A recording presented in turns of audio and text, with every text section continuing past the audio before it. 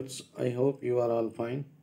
This ultrasound video shows a pregnancy with fetal hydrocephalus, pregnancy of about 12 weeks, 5 days, very early detection. Hydrocephalus is typically detected through a prenatal ultrasound between 15 and 35 weeks of gestation. But here in this case, fetus is of about 12 weeks, 5 days. You can see the fetal head and it shows marked dilatation of the brain ventricles. It can be present at birth, congenital, or occurs after birth, acquired. Pediatric hydrocephalus can be damaging if left untreated, but with early diagnosis and treatment, children with hydrocephalus can often lead normal and healthy lives. Traditionally, fetal hydrocephalus has been detected prenatally using sonographic measurements of the enlarged ventricles. You can see the fetal head and it shows marked dilatation with minimum amount of brain tissue seen inside the fetal head. The most useful measurement is the transverse atrial width, which is normally between 4 to 8 millimeter with a normal upper limit of 10 millimeter.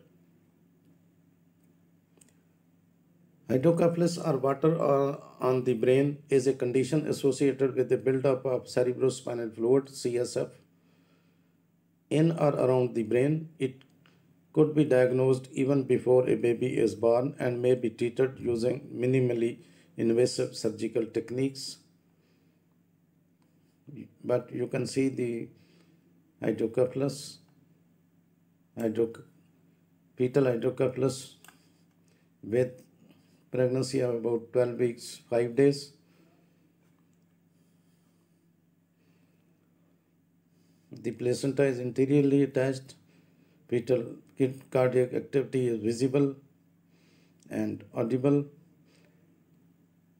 There seems to be no other fetal anomaly at this point of gestational age.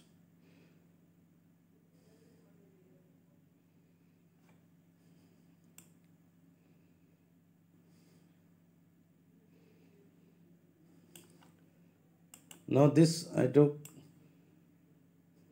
occurs when cerebrospinal fluid builds up within the ventricles of the brain, fetal brain, causing them to grow progressively larger.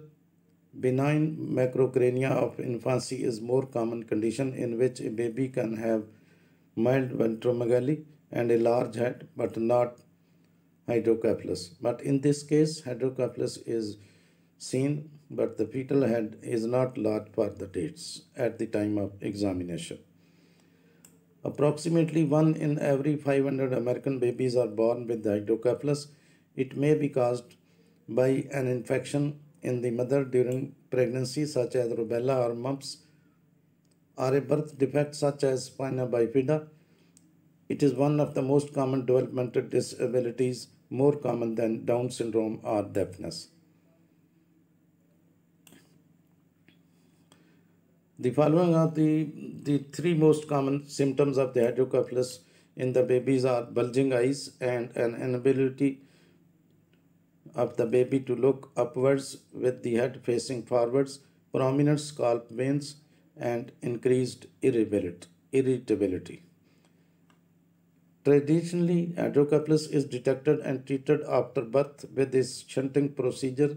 However, with the advent of high-quality prenatal ultrasonography, ventricular enlargement is now routinely diagnosed in utero.